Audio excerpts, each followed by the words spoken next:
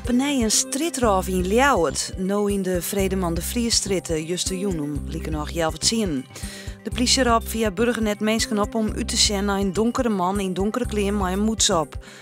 De man is uiteindelijk net voen. Het is al de 20ste beroving in kwarte tijd. De kleikemers van het chocolade in Frencher worden verbouwd. Joet is er mee begonnen. De kleikemers krijgen hetzelfde uiterlijk als de twee tworen bij het verneemde Keertsveld dat alle hier in de PC verkeerd wordt. Er komt er een romte dat geerkomsten houden worden kunnen.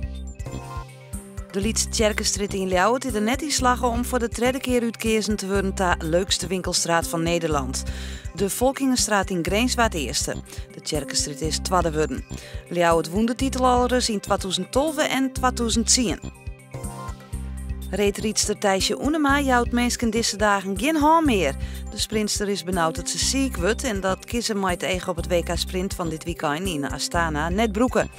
Oenema is nog net heel fit, ze had wat last van de kiel en is wat verkouden. Joen en vannacht vrij helder en rustig waar. De temperatuur zakt naar om het vriespunt heen. Het kan dus glad worden. Morgen is nog droog en zinnen, daarna geregeld waar rein. Het wordt zo'n graden. Een krachtige of hudde zuidenwind.